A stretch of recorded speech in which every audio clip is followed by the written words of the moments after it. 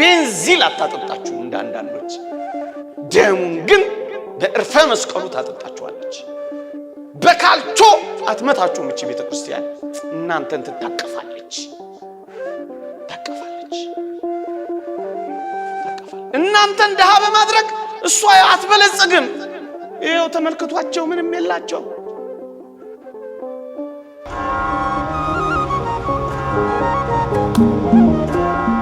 መጽሐፍ ቅዱስ ነው የምትኖረው። መጽሐፍ ቅዱስ እንኳን ነው እንደ ኢትዮጵያ ቤተክርስቲያን ወንጌል የሚያነባለ ተንቀጥቅጦ ድባብ ጥሎ መብራት አብርቶ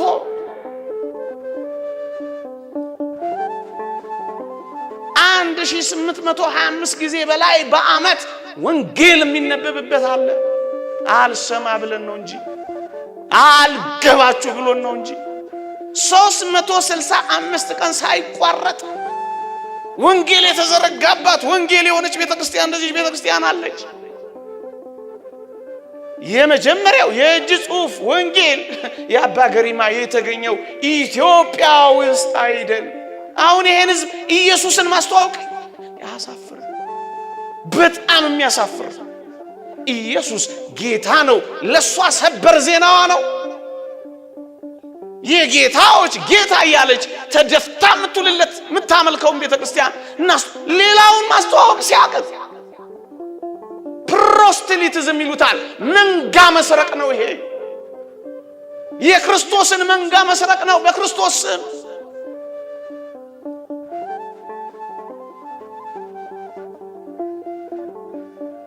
ያመነውን የተጠመቀውን የቆረበውን እውነተኛውን ኦሪጂናሉን ፎርጅድ ማድረግ ይቻላል።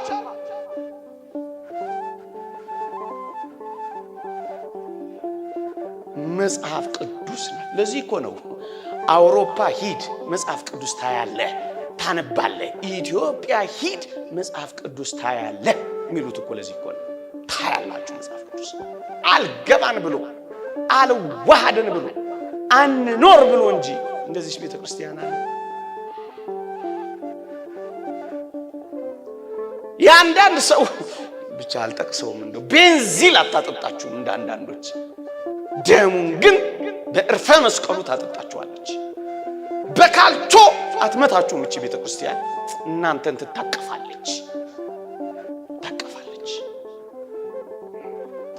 እናንተን ደሃ በማድረግ እሷ አትበለጽግም። ይሄው ተመልክቷቸው ምንም የላቸው።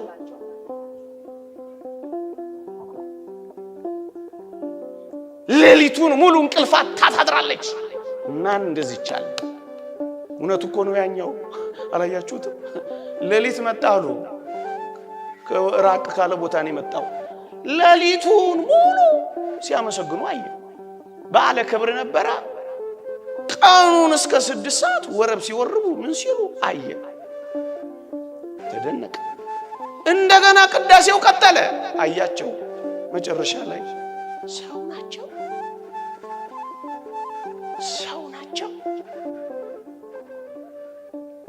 ሰው ነው። መንፈስ ቅዱስ ከሌለ እንዲህ መሆን ይቻላል? አይቻልም። ያለ ረፍት አንተ ስታንኮራፋ እዚህ የሚጮኸው አይደንቅህ?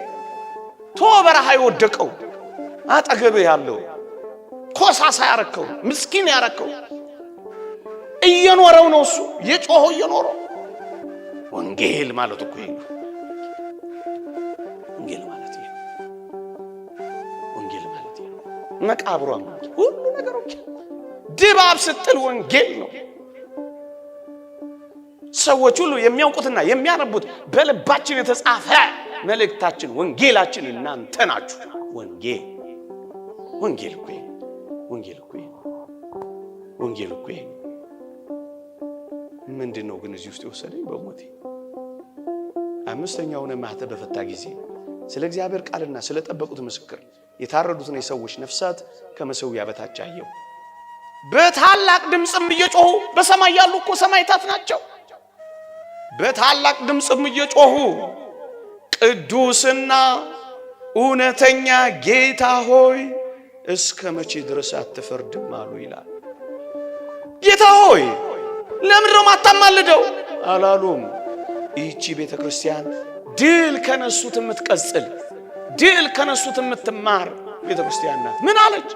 እስከ መቼ ድረስ አትፈርድም አሉ። ፍረድ። አማልድ አይደለም ፍረድ። ለምን አይደለም ፍረድ። እውነተኛና ቅዱስና እውነተኛ ጌታ ሆይ እስከ መቼ ድረስ አትፈርድ? እያችሁ በሰማይ የሚባለው ለዚህ ነው እኛ አሁን ያልኳችሁን ቃል የምንለው። እስከ መቼ ድረስ አትፈርድ? ደማችንንስ በምድር በሚኖሩት ላይ እስከ መቼ አትበቀልም አሉ ይላል። ዝም አትበላሉ ይላል። እያችሁ ይላሉ፣ ፍረድ ይላሉ፣ ማር ይላሉ። ይሄ መጽሐፍ ቅዱስ ማንሳት የፈለኩት በሰማይ እንዴት ነው የምናውቀው? ፍረድ ሲባል ነው። አማልድ ሲባል፣ ጸልይ ሲባል፣ ለምን ሲባል አናየውም። ፍረድ ከሄደ በኋላ ፍረድ። ይሄው ፍረድ። የተወደዳችሁ ኦርቶዶክሳውያን ነገሬን ለመጠቅለል እንዲመቸኝ እንኳን አይደለም በሰማያት ክብሩ ገብቶ በመስቀል የመከራ ወቅት እንኳን ሳይቀር ኢየሱስ ክርስቶስ በግብር አንዳንዶች አይገባቸውም። ቋንቋ የምንናገረው ሁሉ አይገባቸውም። ኢየሱስ ክርስቶስ አማላጅ የሚል መጽሐፍ ቅዱስ ላይ ማታገኙት በአጋጣሚ እንዳይመስላችሁ። በግብር ስም በሥራ ስም አማላጅ ተብሎ የተጻፈው ኢየሱስ ክርስቶስ በግብር ስም ፈራጂ ተብሎ ግን ተጠቅሷል መጽሐፍ ቅዱስ ላይ። እሱን ይዘን ነው እኛ መጽሐፍ ቅዱስ በጠራው ነው የምንጠራው። ምን ብለን? ጻድቅ ፈራጅ፣ እውነተኛ ፈራጅ ብለን በመስቀል ላይ መከራ ሲቀበል እንኳን ምን እንደተባለ ላንብብላችሁ። እንኳን በሰማያት ትንቢተ ሚክያስ ምዕራፍ 5 ቁጥር 1 ላይ የእስራኤልን ፈራጅ ጉንጩን በበትር ይመታሉ ይላል። የእስራኤል ምን ፈራጅ ጉንጩን የተመታው ፈራጁ ነው። ለዚህ እኮ ነው ቅዱስ ቄርሎስ ቅዱስ አትናቴዎስ የነቢዩ የኢሳይያስን ትንቢት በተረጎሙበት አንቀጽ በሃይማኖተ አበው ማንበብ ትችላላችሁ። መልአክ አይደለም፣ አማላጅ አይደለም፣ እርሱ ራሱ መጥቶ ያድናቸዋል የሚለውን አማላጅ አይደለም ተብሎም አይጠራም። እርሱ ራሱ መጥቶ ያድናቸዋል። ማን? ፈራጁ። ለምንድን ነው አማላጅ ማንለው? ቅድም እንደነገርኳችሁ ነው። ሰው በሆነበት ወራት እሱም ለጥቂት ጊዜ ለአንድ ጊዜ በመስቀል ላይ የሰራው በመሆኑ ከዛስ በኋላ ሲሰራው ስለማይኖር ጥሩ ምሳሌ ልስጣችሁ። እችን ትንሽ ገለጥ የሚያደርግልን ሁሉ ጊዜ ይሄን ትምህርት ሳስተምር ይሄን ምሳሌ ያመጣለሁ። እስኪ አንድ ምሳሌ ልስጣችሁ።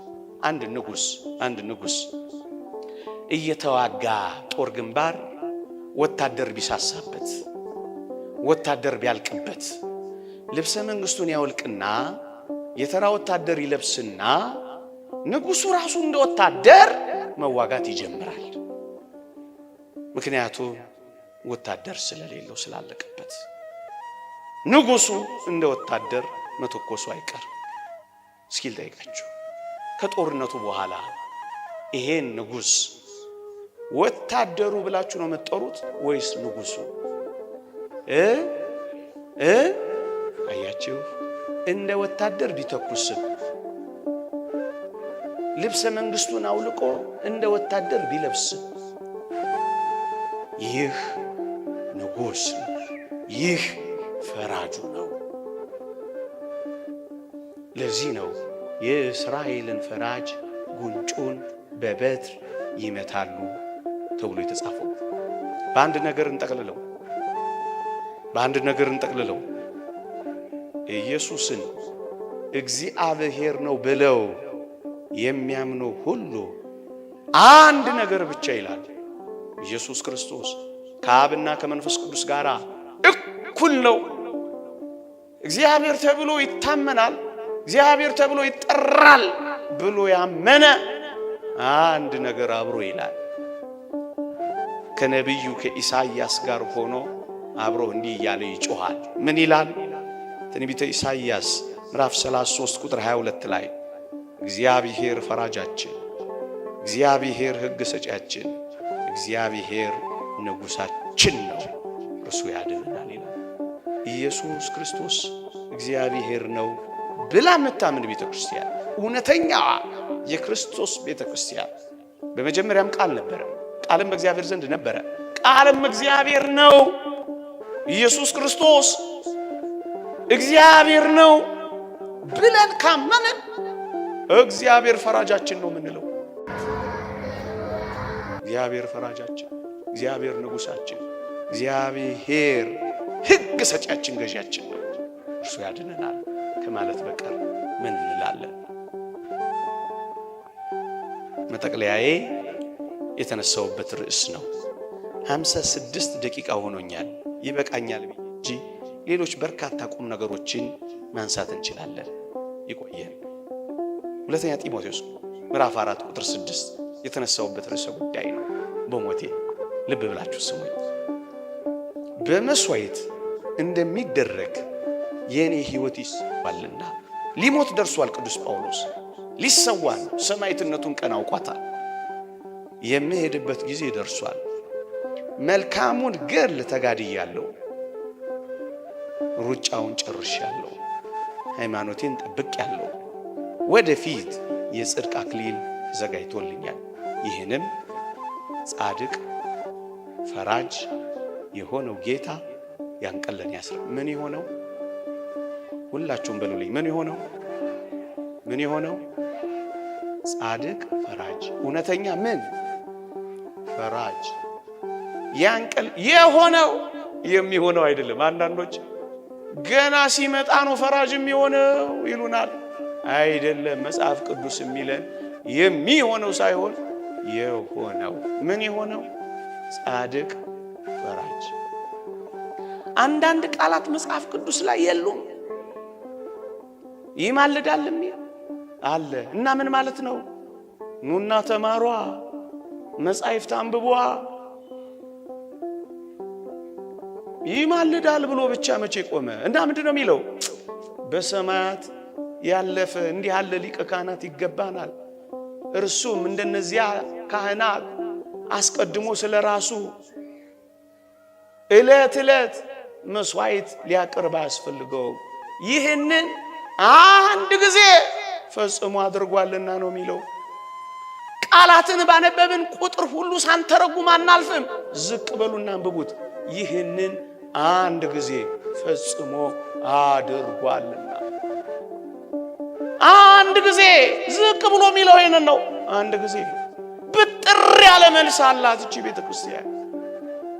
ብጥር ያለ ወገኖቼ፣ መጽሐፍ ቅዱስ በሚጠቅሳቸው አንዳንድ ቃላት ጥልቀት ያለው ምርመራ ነው እንጂ የሚያስፈልገው ወፍ በረር ጥቅስ ይዞ መንጭቆ መምለጥ አይቻልም። ጥልቅ መልሶች ቤተክርስቲያን አለ። ለዚህ ነው ቤተክርስቲያን ጻድቅ ፈራጅ የምትል። ይቆየን። የእግዚአብሔር ቸርነት፣ የእመቤታችን የቅድስት ድንግል ማርያም አማላጅነት፣ የቅዱሳን በረከት ረድኤት በሁላችንም ላይ ትሁንልን። ድል የማትነሳ ሃይማኖታቸው፣ ጥርጥር የሌለባት ተዋህዶ እምነታቸው ከኛ ጋር ትሁንልን። አሜን።